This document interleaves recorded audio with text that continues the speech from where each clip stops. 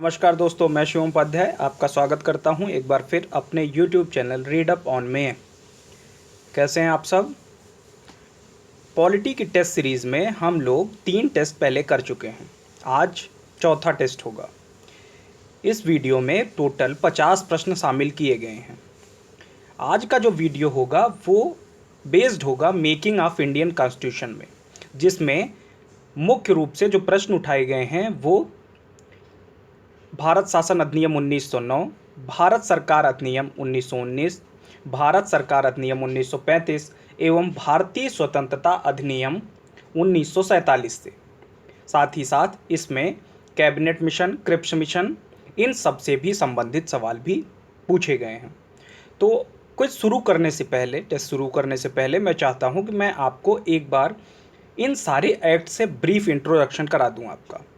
उम्मीद है कि आप पेन पेपर लेके बैठे होंगे और साथ ही साथ जैसे मैं बताता जाऊंगा आप नोट भी करते जाएंगे। बहुत ही इम्पॉर्टेंट है। वीडियो की इम्पोर्टेंस की बात करूं मैं तो इस जो टॉपिक है इससे संबंधित सवाल प्रत्येक एग्ज़ाम में, आप चाहे हायर का एग्ज़ाम दे रहे हो हाई लेवल का, और चाहे आप छोटे जॉब्स के लिए, गवर्नमेंट जॉब्स के लिए एग्ज़ाम दे रहे हों, हर एग्ज़ाम में यहाँ से सवाल बनते ही बनते हैं। तो चलिए पहले चर्चा कर लेते हैं भारत सरकार अधिनियम 1909 की। तो भारत सरकार अधिनियम 1909 को हम सभी जानते हैं कि मार्ले मिंटो सुधार के नाम से भी जाना जाता है। क्यों? क्योंकि उस समय लॉर्ड मार्ले इंग्लैंड में भारत के राज्य सचिव थे, लॉर्ड मिंटो भारत में वायसराय थे, तो दोनों के नाम को मिला दिया गया, तो इसको बोला गया मार्ले मिंटो सुधार। बात करते हैं इसके प्रमुख प्रावधानों की कि जब ये सुधार आया तो क्या चेंजेस हुए। तो इसमें सबसे पहली चीज जो थी वो थी केंद्रीय और प्रांतीय विधान परिषदों के आकार में वृद्धि की गई। छोटी मोटी वृद्धि नहीं, काफी वृद्धि की गई। यानी अब इनमें सदस्यों की संख्या 16 से बढ़कर 60 कर दी गई। साथ ही साथ केंद्रीय परिषद में सरकारी बहुमत को बनाए रखा गया, लेकिन प्रांतीय परिषदों में गैर सरकारी सदस्यों के बहुमतों की अनुमति थी। साथ ही साथ दोनों स्तरों यानी केंद्र के स्तर पर और राज्य के स्तर पर विधान परिषदों के चर्चा कार्यों का दायरा बढ़ाया गया। यानी जो कार्यों में चर्चा होती थी, विधान परिषदों में सरकार के कार्यों पे जो चर्चा होती थी उसका दायरा बढ़ा दिया गया। अब अगर बात करें, उदाहरण की बात करें, तो जैसे हम अनुपूरक प्रश्न देखते हैं कि जब लोकसभा या राज्यसभा की कार्यवाही स्टार्ट होती है, चलती रहती है, तो उसमें अगर कोई मंत्री कोई स्टेटमेंट देता है तो उस पर हम अनुपूरक प्रश्न पूछ सकते हैं। तो उसी प्रकार उस टाइम पे भी अनुपूरक प्रश्न पूछने पर जो पाबंदी थी पहले वो हटा दी गई, यानी चर्चा का दायरा बढ़ा दिया गया। इस अधिनियम के अंतर्गत पहली बार किसी भारतीय को वायसराय और गवर्नर की कार्य परिषद के साथ एसोसिएशन बनाने का प्रावधान किया गया। सबसे महत्वपूर्ण प्रश्न जो आता है उसकी चर्चा मैं करूं आपसे, तो पूछा जाता है कि सबसे पहले भारतीय सदस्य कौन थे।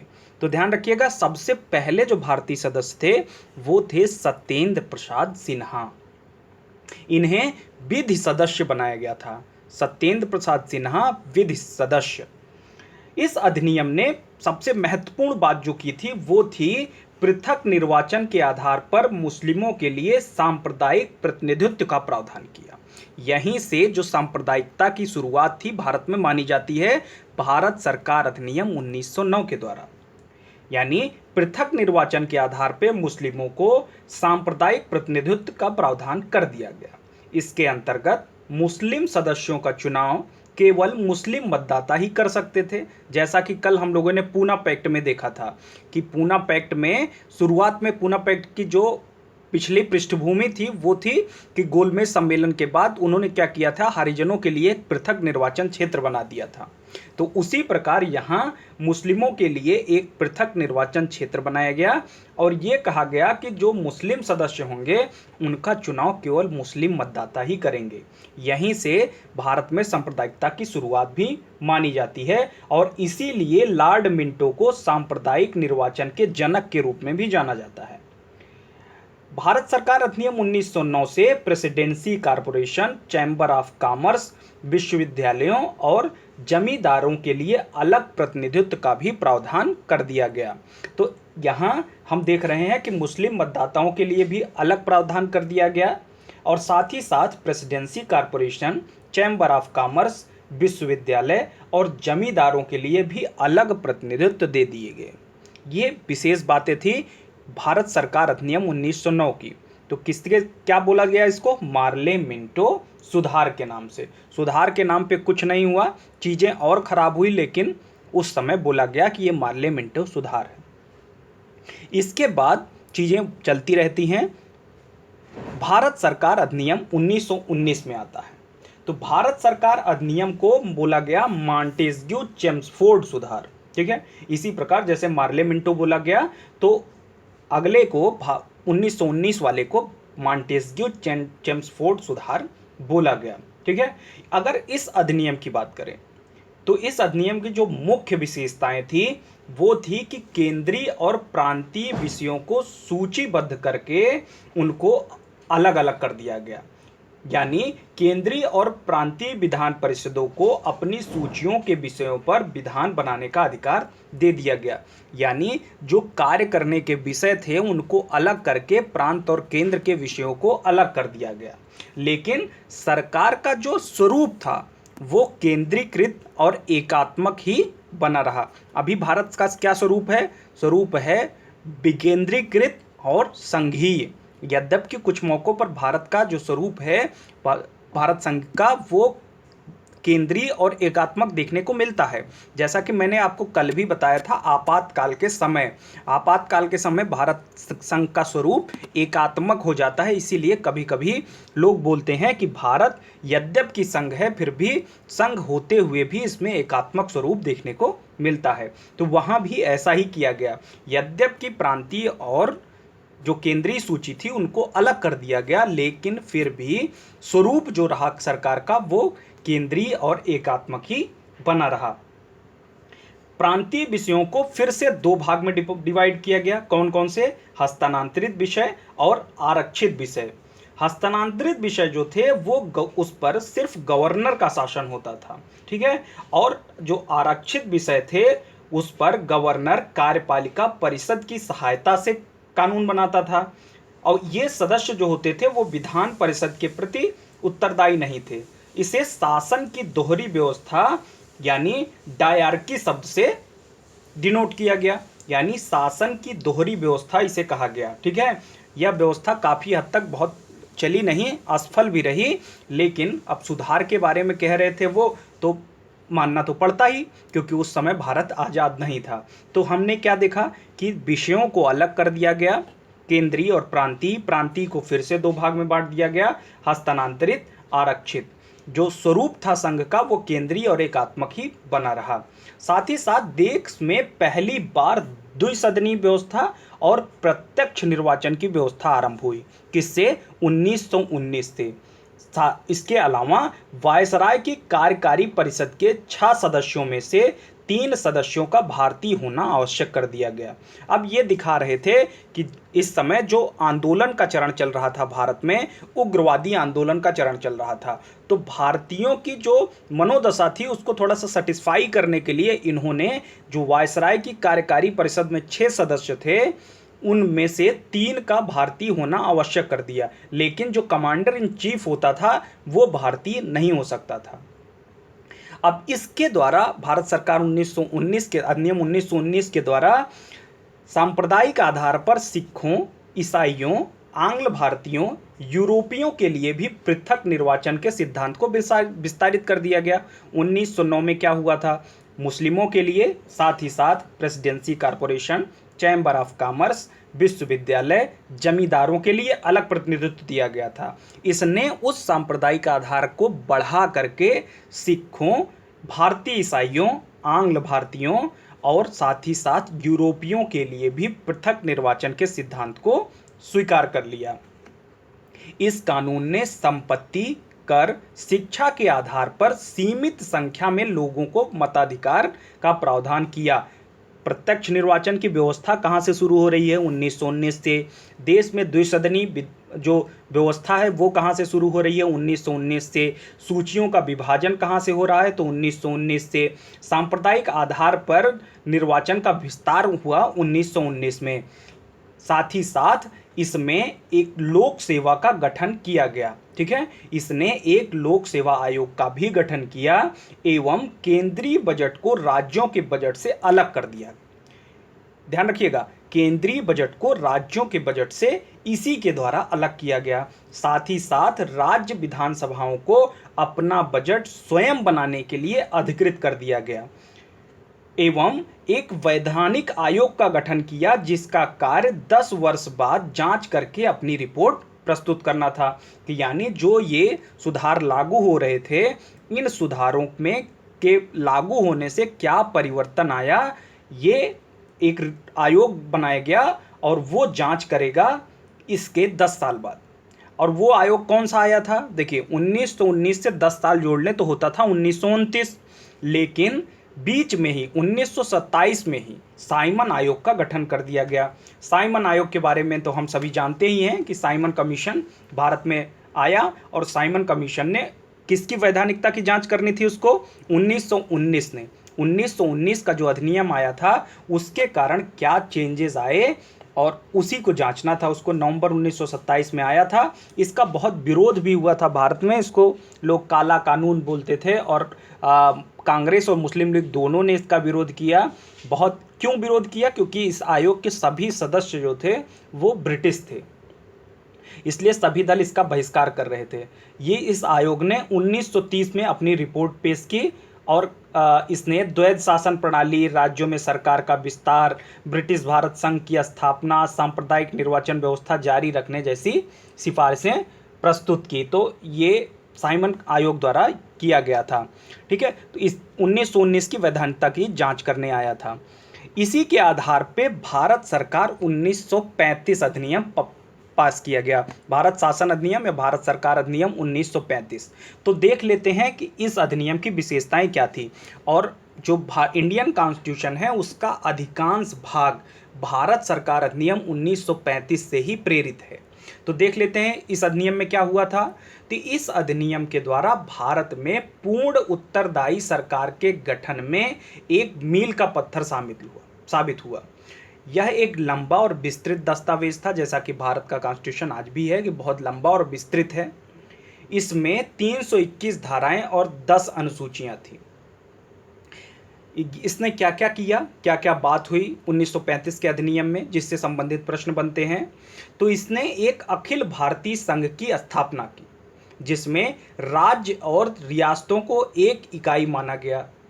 अधिनियम ने केंद्र और इकाइयों के बीच 3 सूचियां, कौन कौन सी? संघीय, राज्य और समवर्ती सूची के आधार पर शक्तियों का बंटवारा कर दिया गया। और जो अवशिष्ट शक्तियां थी, यानी इन सूचियों के अलावा भी अवशिष्ट शक्तियां थी, वो जो है किसको दे दी गई? वायसराय को। हालांकि यह व्यवस्था कभी अस्तित्व में नहीं आ पाई। क्यों? क्योंकि देशी रियासतों ने संघ में शामिल होने से अस्वीकार कर दिया गया। प्रांतों में जो द्वैध शासन व्यवस्था थी वो समाप्त कर दी गई। ठीक है, प्रांतों में जो द्वैध व्यवस्था अभी तक चलती आ रही थी उसे समाप्त कर दिया गया। केंद्र में द्वैध प्रणाली का शुभारंभ किया गया। परिणामतः संघीय विषयों को स्थानांतरित और आरक्षित विषयों में विभक्त कर दिया गया। हालांकि यह प्रावधान भी कभी लागू नहीं हो सका। अब बात करते हैं कि टोटल जो राज्य थे इस समय वो थे 11। इनमें 6 में द्विसदनीय व्यवस्था आरंभ की गई। द्विसदन विधान परिषद और विधानसभा बनाई गई। हालांकि इन पर कई प्रकार के प्रतिबंध भी लगाए गए थे। तो 1935 में क्या देख रहे हैं हम कि सबसे पहले संघ बनाने की बात कर दी गई। संघ बनाने के बाद विषयों को बांट दिया गया केंद्रीय, प्रांतीय और के आरक्षित सूची में। ठीक है, जो अवशिष्ट शक्तियां थी वो वायसराय के पास थी। द्वैध शासन प्रांतों में समाप्त करके केंद्र में द्वैध शासन प्रणाली की शुरुआत हो रही है।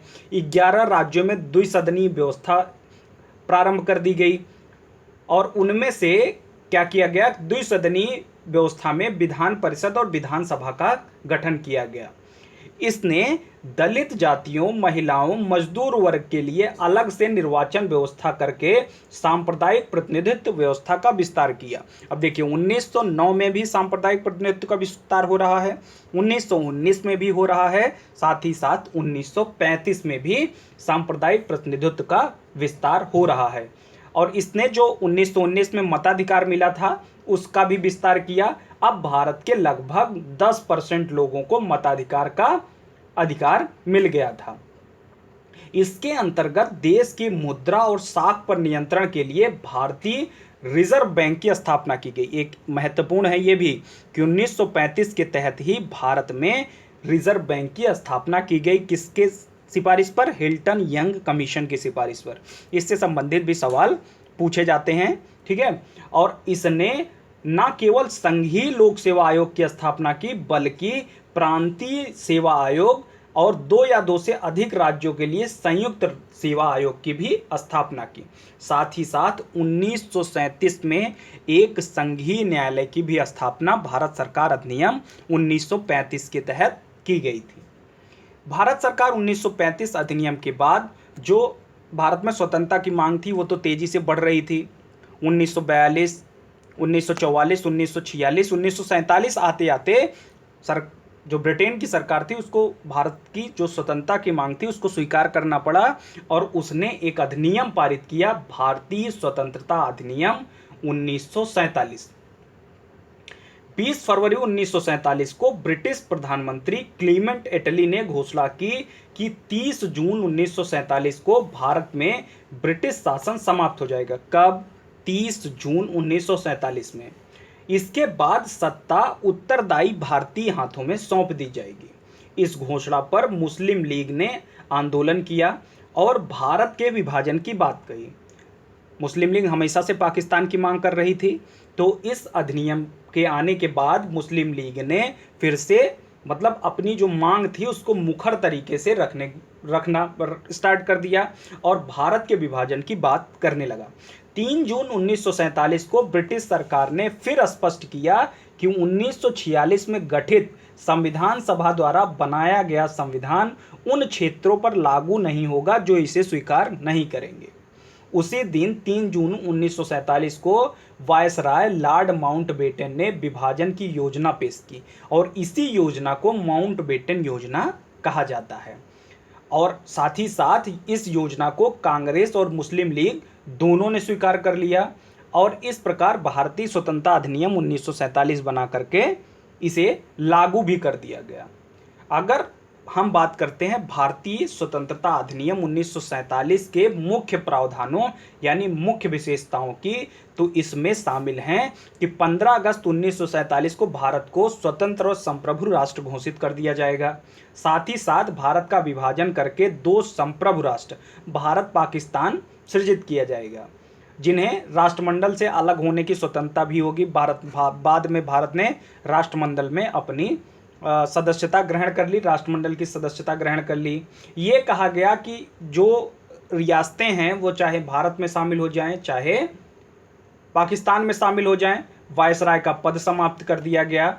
उनके स्थान पर दोनों डोमिनियन स्टेट्स जो थे उसमें गवर्नर जनरल का पद सृजित कर दिया गया, जिनकी नियुक्ति नए राष्ट्र की कैबिनेट की सिफारिश पर ब्रिटेन के ताज को करनी थी, लेकिन इस पर ब्रिटेन की सरकार का कोई नियंत्रण नहीं होना था।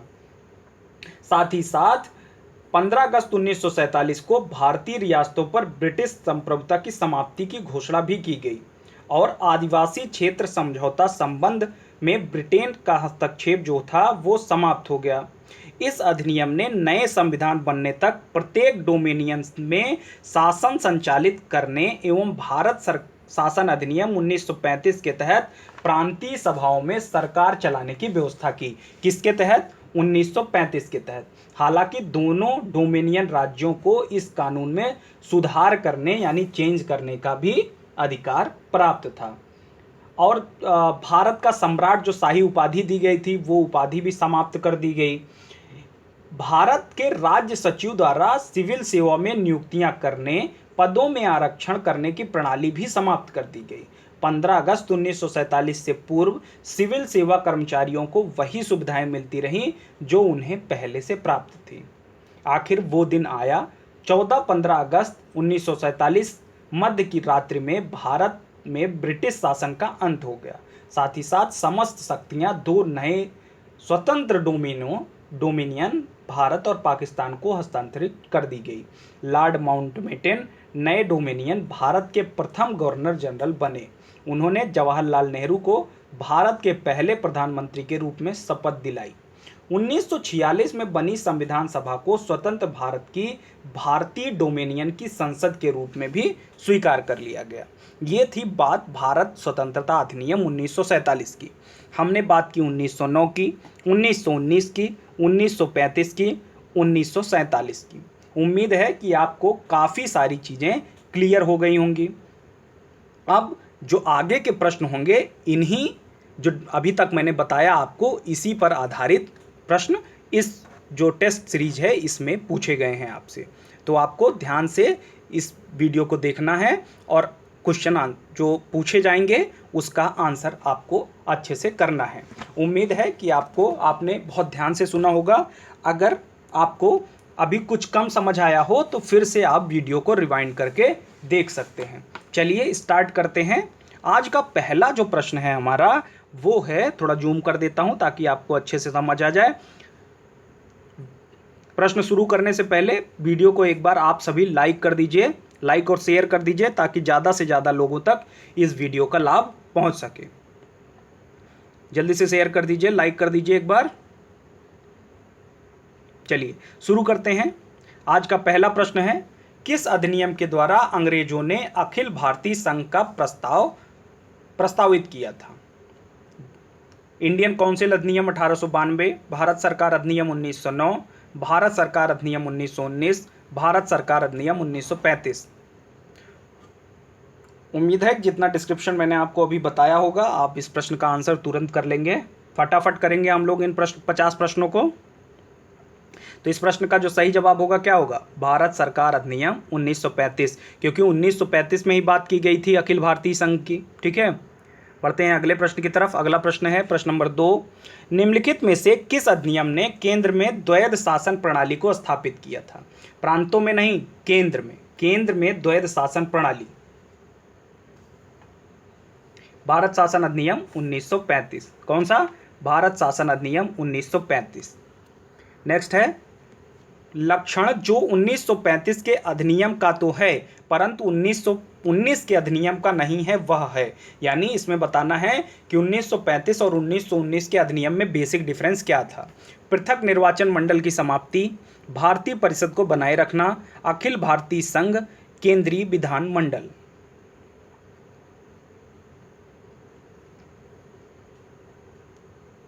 तो देखिए, इसमें पहला तो पृथक निर्वाचन मंडल की समाप्ति तो होगा ही नहीं, ये तो अपने आप गलत हो गया। भारतीय परिषद को बनाए रखना, ये दोनों की विशेषता थी। केंद्रीय विधानमंडल, ये दोनों में था। तो जो ये अखिल भारतीय संघ है इसकी बात कब की गई? 1935 में। ठीक है, तो यही ऑप्शन नंबर सी इसका सही हो जाएगा। बढ़ते हैं अगले प्रश्न की तरफ। प्रश्न नंबर 4, समवर्ती सूची पहली बार लागू की गई? भारत सरकार अधिनियम 1919, भारत सरकार अधिनियम 1935, भारत संविधान अधिनियम 1950, राज्य पुनर्गठन अधिनियम 1956। जल्दी से बताइए आंसर क्या होगा इसका। प्रश्न का सही जवाब होगा भारत सरकार अधिनियम 1935। पहले ही बता चुके हैं कि इसमें 3 सूचियां बनाई गई, संघीय सूची 59 विषय, राज्य सूची 54 विषय और समवर्ती सूची 36 विषय। इसके अलावा जो अवशिष्ट शक्तियां थी उस किसके पास थी? वायसराय के पास। ठीक है, तो इस प्रश्न का सही जवाब हुआ ऑप्शन नंबर बी। प्रश्न नंबर 4 option number B right answer. Next question प्रश्न नंबर 5, निम्नलिखित अधिनियमों में से किस अधिनियम के फलस्वरूप बर्मा भारत से अलग हुआ? A, Indian council act 1909, government of India act 1919, government of India act 1935 और इंडियन इंडिपेंडेंस एक्ट 1947। जल्दी बताइए कि कौन सा सही होगा।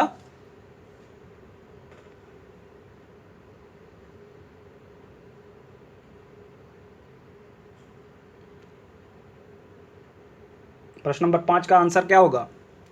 Government of India act 1935।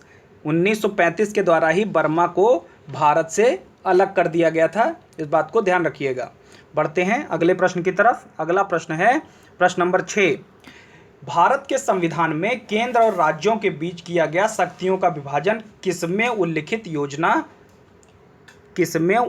योजना के आधार पर किया गया था? ठीक है, तो ये बताना है आपको। ऑप्शंस दिए गए हैं आपको, एक मिनट, हाँ, ऑप्शंस दिए गए हैं आपको। मार्ले मिंटो सुधार, मॉन्टेस्क्यू चेम्सफोर्ड सुधार, भारत शासन अधिनियम 1935, भारतीय स्वतंत्रता अधिनियम 1947।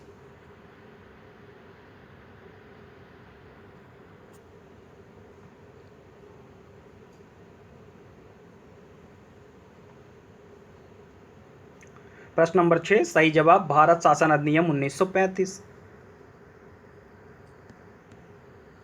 अब केंद्र राज्य के बीच शक्तियों का विभाजन तो इसी में किया गया था, भारत शासन अधिनियम 1935 में ही। तो इस प्रश्न का सही जवाब हो जाएगा भारत शासन अधिनियम 1935। प्रश्न नंबर 7। अखिल भारतीय महासंघ स्थापित करने का प्रावधान शामिल किया गया था। ए, भारत सरकार अधिनियम 1935, अगस्त प्रस्ताव 1940, भारत सरकार अधिनियम 1919, कैबिनेट मिशन प्रस्ताव 1946।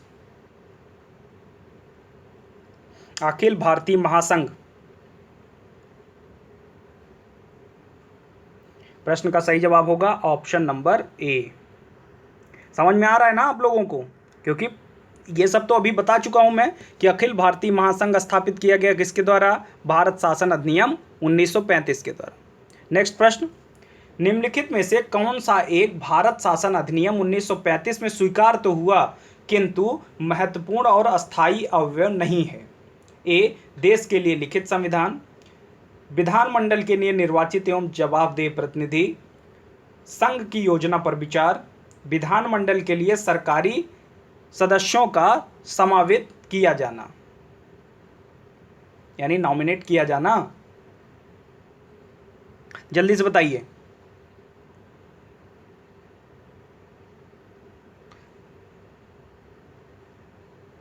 इस प्रश्न का सही जवाब है ऑप्शन नंबर ए।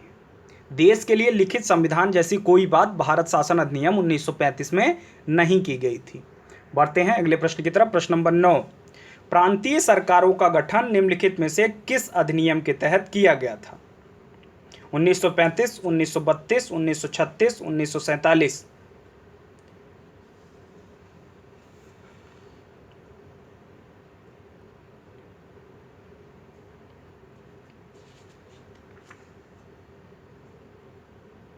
इस प्रश्न का सही जवाब होगा क्या आपका? 1935। क्यों? क्योंकि 11 राज्यों में द्विसदनीय व्यवस्था प्रारंभ की गई थी। ठीक है, तो इस प्रकार इस प्रश्न का सही जवाब होगा 1935। बढ़ते हैं अगले प्रश्न की तरफ। प्रश्न नंबर 10। निम्नलिखित में से कौन सा एक कथन सही है? संघीय कार्यपालिका गवर्नर जनरल और काउंसलरों से मिलकर बनती थी। संघीय विधानमंडल गवर्नर जनरल, राज्य परिषद एवं संघीय सभा से मिलकर बनती थी। 12 गवर्नर अधीन प्रांत और 6 की चीफ कमिश्नरी प्रांत थे। प्रांतीय विधानमंडल गवर्नर और विधानमंडल में केवल निम्न सदन से मिलकर बनती थी। जल्दी से बताइए कि जो भारत सरकार शासन अधिनियम 1935 के अनुसार है, कौन सा कथन गलत है, कौन सा कथन सही है, बताना है। एक सही होगा, 3 गलत होगा। प्रश्न का सही जवाब होगा ऑप्शन नंबर बी, यानी जो संघीय विधानमंडल गवर्नर जनरल, राज्य परिषद एवं संघीय सभा से मिलकर बनती थी, ये बात बिल्कुल सही कही गई है। ऐसा ही एज इट इज भारत शासन अधिनियम 1935 में कहा गया है। प्रश्न नंबर 11 आपके सामने है। गवर्नमेंट ऑफ इंडिया एक्ट 1935 की मुख्य विशेषताएं क्या थी? प्रांतीय शासन, केंद्र में द्वैध शासन, राज्यों में द्वैध शासन की समाप्ति, अपवर्जित क्षेत्रों का प्रतिधारण। नीचे दिए गए कूट का प्रयोग करके सही उत्तर का चयन कीजिए।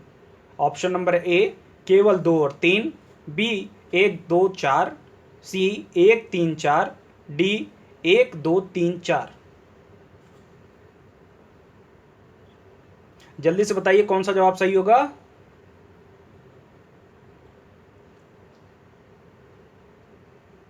प्रश्न का सही जवाब होगा ऑप्शन नंबर डी, यानी 1, 2, 3, 4 सारी बातें प्रमुख विशेषताओं में शामिल थी। प्रश्न नंबर 12 आपके सामने। 15 अगस्त 1947 से जब देश स्वतंत्र हुआ और 26 जनवरी 1950 के बीच जब उसने स्वयं को पूर्ण प्रभुत्व संपन्न लोकतांत्रिक गणराज्य घोषित नहीं किया, भारत सरकार कार्य कर रही थी द गवर्नमेंट ऑफ इंडिया 1935 के उपबंधों के तहत, the Indian independence act order 1947 के उपबंधों के तहत, the Indian provisional constitution order 1947 के तहत, या फिर उपर्युक्त में से कोई नहीं।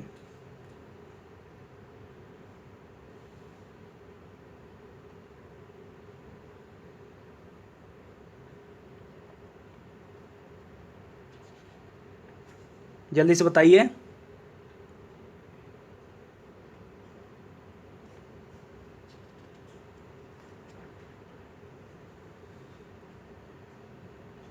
प्रश्न का सही जवाब है 12वें का सही जवाब क्या होगा?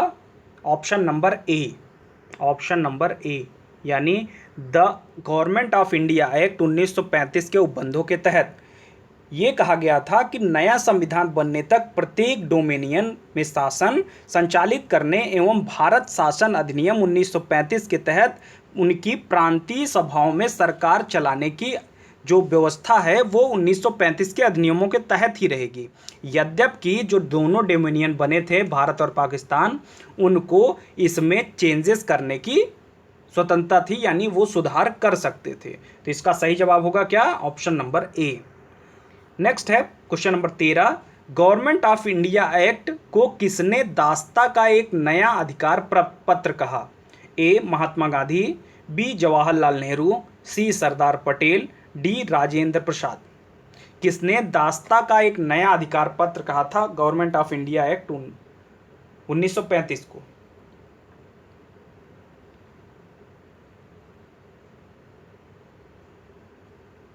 प्रश्न का सही जवाब है option number B, Jawaharlal Nehru. बहुत ही इंपॉर्टेंट क्वेश्चन है, नोट कर लीजिए कि दास्ता का एक नया अधिकार पत्र किसने कहा? तो कहा जवाहरलाल नेहरू ने। नेक्स्ट प्रश्न है प्रश्न नंबर 14। भारत सरकार अधिनियम 1935 के अंतर्गत अवशिष्ट शक्तियां केंद्र संघीय सरकार में निहित की गई, राज्य सरकार में निहित की गई, या गवर्नर जनरल के अधिकारों में निहित की गई? अवशिष्ट शक्तियों का कोई प्रावधान नहीं था। आपको बताना है कि 1935 के अंतर्गत अवशिष्ट शक्तियों के बारे में क्या सही।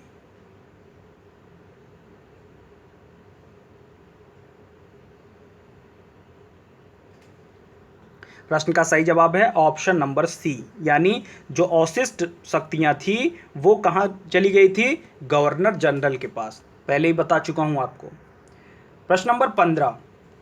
कथन दिया गया है और कारण दिया गया है। कथन कह रहा है कि भारत सरकार अधिनियम 1935 का संघीय खंड कभी व्यवहार में नहीं आया। कारण है कि भारतीय राष्ट्रीय कांग्रेस ने उसका विरोध किया। तो आपको इनमें से सही स्टेटमेंट का चुनाव करना है। ए तथा आर दोनों सही हैं और आर ए की सही व्याख्या करता है। ए तथा आर दोनों सही हैं, लेकिन आर ए की सही व्याख्या नहीं करता। ए सही है किंतु आर गलत है, ए गलत है किंतु आर सही है। इनमें से कौन सा सही होगा ये आपको बताना है।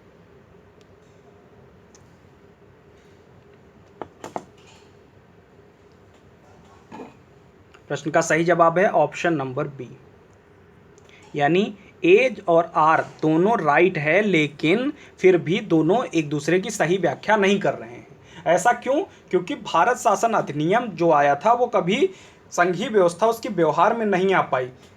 इसका एकमात्र कारण भारतीय राष्ट्रीय कांग्रेस का विरोध नहीं था। इसके अलावा भी बहुत सारे कारण विद्यमान थे। व्यवस्था में बहुत सारी खामियां थी जिसके कारण उसका संघीय व्यवहार वो अस्तित्व में नहीं आया। वैसे भी उसका व्यवहार कैसा था? केंद्रीय और एकात्मक, जो कि अपने आप में डिस्प्यूटेड था। इस वजह से वो कभी अस्तित्व में देखने को नहीं मिला।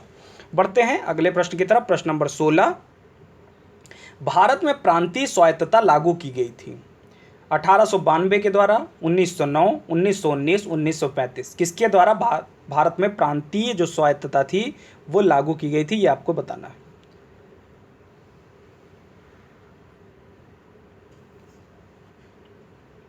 उम्मीद है सबको पता होगा इस प्रश्न का आंसर।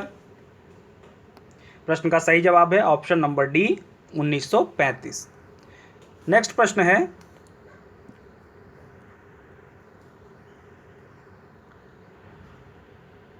आपके सामने कि 1935 के अधिनियम द्वारा स्थापित संघ में अवशेष शक्तियां किसको दी गई थी। जो अवशिष्ट शक्तियां थी वो किसको दी गई थी। संघीय विधान पालिका को, प्रांतीय विधानमंडल को, गवर्नर जनरल को, प्रांतीय गवर्नरों को।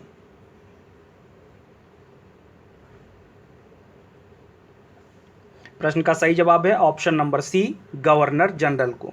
जो शक्तियां अवशिष्ट शक्तियां थी वो किसको दी गई, गवर्नर जनरल को। किसके तहत, 1935 अधिनियम के तहत। बताना है कि किस संवैधानिक अधिनियम में प्रस्तावना नहीं था। 1919, 1861, 1935, 1909। प्रश्न का सही जवाब है ऑप्शन नंबर सी 1935। 1935 के अधिनियम में प्रस्तावना जैसी कोई बात देखने को नहीं मिलती है। नेक्स्ट प्रश्न है प्रश्न नंबर 19। भारत में प्रांतीय स्वायत्तता का प्रवेश ए 1892 के भारत परिषद अधिनियम, 1909 के भारत परिषद अधिनियम, 1919 के भारत सरकार अधिनियम या 1935 के भारत सरकार अधिनियम से हुआ था। जल्दी से बताइए।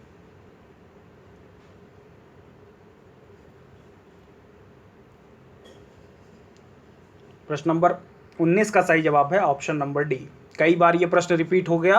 उम्मीद है कि आप देख रहे हैं कि अभी तक जितने भी प्रश्न हैं वो उसमें लगभग का आंसर जो भारत शासन अधिनियम है 1935 ही आ रहा है। क्यों? क्योंकि ऐसे ही प्रश्न बनाए गए हैं ताकि आपकी प्रैक्टिस बहुत अच्छे से हो जाए कि कितने प्रश्न भारत शासन अधिनियम 1935 से बन सकते हैं। लगभग 19 प्रश्न अब तक हो चुके हैं जो इससे बनते हैं और ये प्रश्न विभिन्न एग्जाम्स में पूछे गए हैं, तो इससे आपकी तैयारी बहुत अच्छे से हो जाएगी।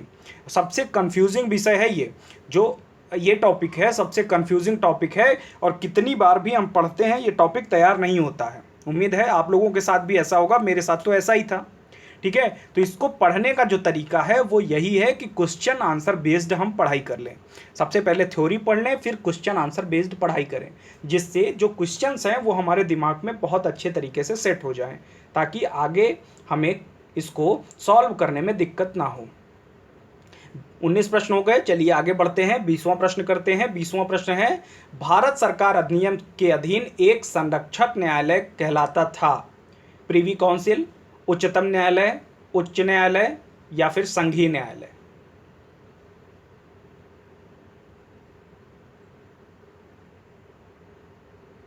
प्रश्न का सही जवाब होगा ऑप्शन नंबर डी। पहले ही बताया कि 1935 के तहत एक संघीय न्यायालय की व्यवस्था की गई थी। प्रश्न नंबर 21।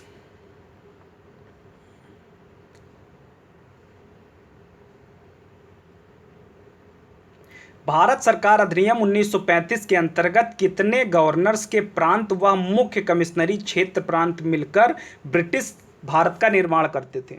चलिए इस प्रश्न का जवाब आप लोग दीजिए कि कितने गवर्नर्स प्रांत थे और कितने चीफ कमिश्नरी प्रांत।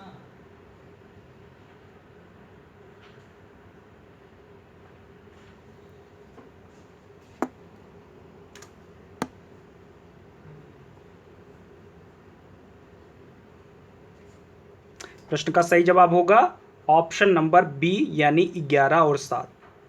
जब भारत शासन अधिनियम 1935 की चर्चा कर रहा था मैं, तो मैंने आपको बताया था कि टोटल 11 राज्यों में जो व्यवस्था आरंभ की गई थी वो कैसी व्यवस्था आरंभ की गई थी, द्विसदनी व्यवस्था। ठीक है, तो उसी प्रकार 7 चीफ कमिश्नरी प्रांत थे और 11 गवर्नर्स प्रांत। बढ़ते हैं अगले प्रश्न की तरफ। प्रश्न नंबर 22।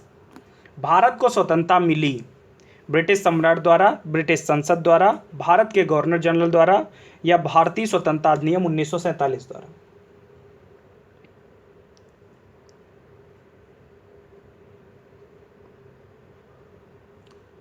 सही जवाब है प्रश्न का ऑप्शन नंबर डी, भारतीय स्वतंत्रता अधिनियम 1947 द्वारा। भारतीय स्वतंत्रता अधिनियम 1947 में आपको बता चुका हूं। प्रश्न नंबर 23। भारत के संविधान में केंद्र और राज्यों के बीच किए गए शक्तियों के विभाजन इनमें से किसमें उल्लिखित योजना पर आधारित है। जो शक्तियों केंद्र और राज्य के बीच शक्तियां बांटी गई वो किसके आधार पर? मार्ले मिंटो सुधार 1909, मॉन्टेस्क्यू चेम्सफोर्ड सुधार 1919, भारत शासन अधिनियम 1935, भारतीय स्वतंत्रता अधिनियम 1947।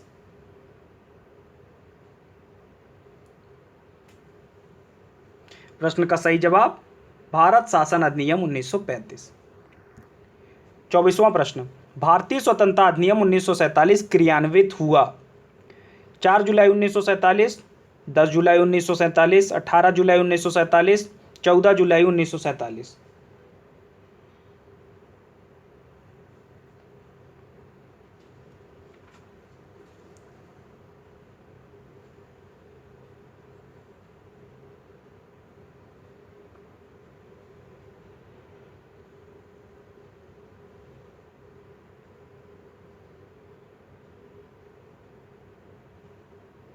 प्रश्न का सही जवाब है ऑप्शन नंबर सी 18 जुलाई 1947।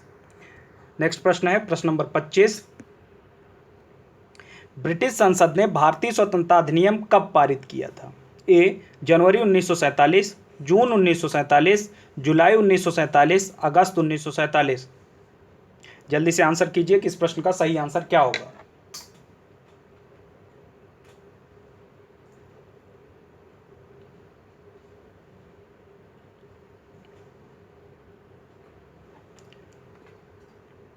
इस प्रश्न का सही जवाब है ऑप्शन नंबर सी जुलाई 1947। बढ़ते हैं अगले प्रश्न की तरफ। प्रश्न नंबर 26, निम्नलिखित में से किसने भारत में स्थानीय स्वायत्त शासन का जनक, जिसे स्थानीय स्वशासन भी बोल सकते हैं, का जनक माना जाता है? Lord Dalhousie, Lord Canning, Lord Curzon, Lord Ripon.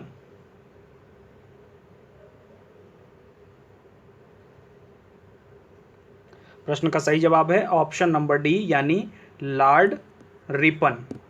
Lord Ripon को भारत में स्थानीय स्वशासन का जनक माना जाता है।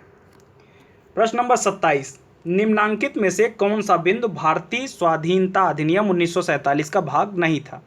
ए भारत और पाकिस्तान दो स्वतंत्र डोमिनियन होंगे, भारत सम्राट शब्द शासन शैली और उपाधियों को हटा दिया जाएगा, भारत सचिव भारत कार्यकाल के कार्य समाप्त होंगे, देशी रियासतों में लोकतांत्रिक संस्थाओं को लागू किया जाएगा।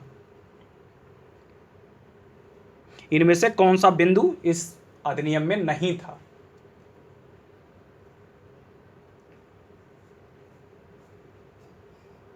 तो इस प्रश्न का जो सही जवाब है वो है ऑप्शन नंबर डी, देशी रियासतों में लोकतांत्रिक संस्थाओं को लागू किया जाएगा। उस समय ऐसी कोई बात नहीं की गई थी। प्रश्न नंबर 28, भारत का प्रथम ब्रिटिश गवर्नर जनरल कौन थे?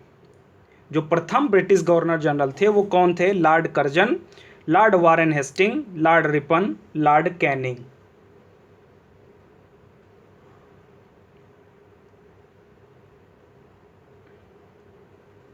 जल्दी से बताइए, इस प्रश्न का सही जवाब होगा option number B lord Warren Hasting. 28वें का ऑप्शन नंबर बी सही है। बढ़ते हैं अगले प्रश्न की तरफ। भारत के प्रथम भारतीय गवर्नर जनरल कौन थे? माउंटबेटन, सी राजगोपालाचारी, डॉक्टर राजेंद्र प्रसाद, सरदार वल्लभ भाई पटेल।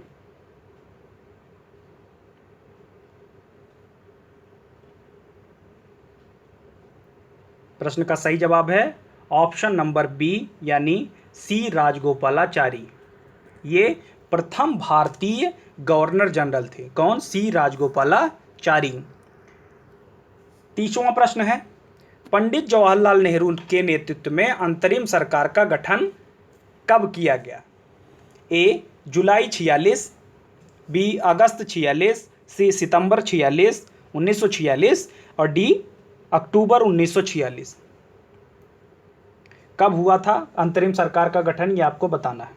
प्रश्न नंबर 30 है आपके सामने। जितने लोग वीडियो देख रहे हैं कम से कम एक बार लाइक कर दीजिए, वीडियो को शेयर भी कर दीजिए ताकि जो आपके दोस्त बंधु मित्र यार हैं उन तक भी वीडियो पहुंच जाए, उनको भी इस वीडियो का लाभ मिले। उम्मीद है कि आपको भी वीडियो अच्छी लग रही होगी।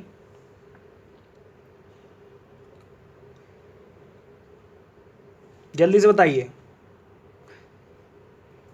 प्रश्न का सही जवाब क्या होगा? ऑप्शन नंबर सी सितंबर 1946।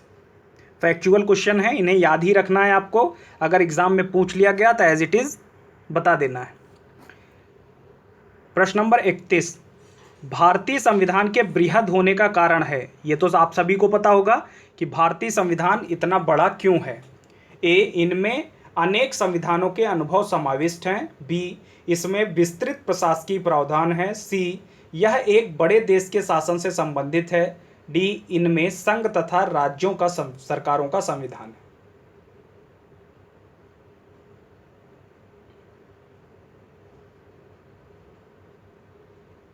प्रश्न का सही जवाब है ऑप्शन नंबर डी।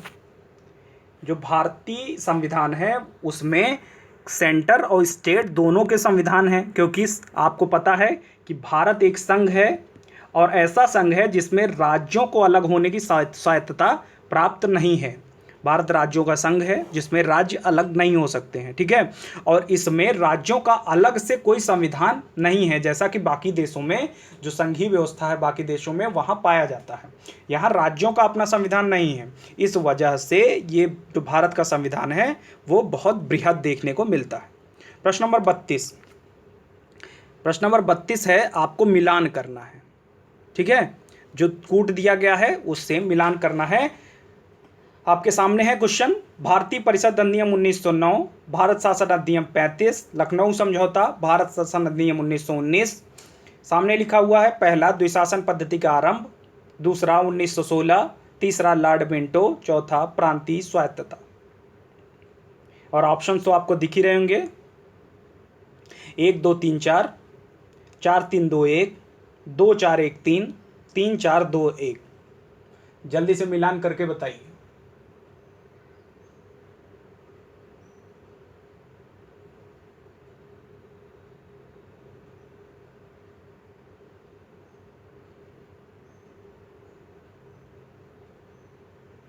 प्रश्न का सही जवाब होगा ऑप्शन नंबर डी, यानी 3 4 2 1। कैसे? 1919 को क्या बोला गया? मार्ले मिंटो सुधार, तो 3 हो गया। भारत शासन अधिनियम में बात की गई प्रांतीय स्वायत्तता की, तो 4 हो गया। लखनऊ समझौता हुआ था 1916 में, और जो 1919 का अधिनियम आया था उसमें सबसे पहली बार द्विशासन पद्धति, प्रांतों में द्वैत शासन का आरंभ किया गया था, ठीक है। तो इस प्रकार प्रश्न नंबर जो 32 था उसका सही आंसर था 3 4 2 1। नेक्स्ट प्रश्न है प्रश्न नंबर 33, आपके सामने है, आंसर कीजिए कि 1935 के अधिनियम के तहत कराए गए विधानसभा चुनाव में किस राज्य में कांग्रेस ने पूर्ण बहुमत नहीं प्राप्त किया था? मद्रास, बिहार, उड़ीसा, बंगाल। 1935 के तहत चुनाव कराए गए, मतदान का अधिकार मिल गया था 1919 में। 1935 में मतदान के अधिकार को बढ़ा दिया गया, लगभग 10% जनसंख्या को मतदान का अधिकार हो गया, चुनाव कराए गए। तो कांग्रेस को किस राज्य में पूर्ण बहुमत नहीं प्राप्त हुआ था, यह बताना है आपको।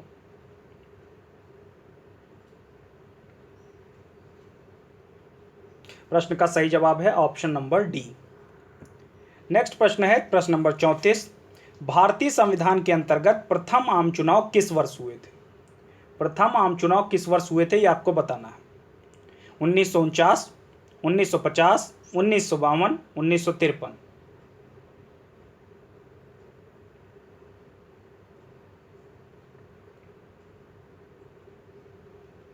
प्रश्न का सही जवाब है ऑप्शन नंबर सी, यानी 1952। 1952 में प्रथम आम चुनाव स्वतंत्रता प्राप्ति के पश्चात कराए गए थे। 1952 में अगला प्रश्न है प्रश्न नंबर 35, संविधान को एक पवित्र दस्तावेज किसने कहा है, यह बताना है आपको। ए, BR अम्बेडकर, बी, महात्मा गांधी, सी, दीनदयाल उपाध्याय, डी, मोहम्मद अली जिन्ना। संविधान को एक पवित्र दस्तावेज किसने कहा है?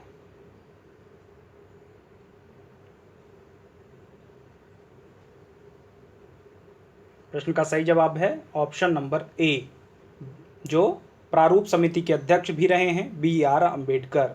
BR अम्बेडकर ने कहा कि संविधान जो है हमारा वो एक पवित्र दस्तावेज है। तो इस प्रकार वीडियो में 35 क्वेश्चन हमने कवर किए जो कि संबंधित थे आपके किससे? भारत सरकार अधिनियम 1909, भारत सरकार अधिनियम 1919, भारत सरकार अधिनियम 1935 और भारतीय स्वतंत्रता अधिनियम 1947।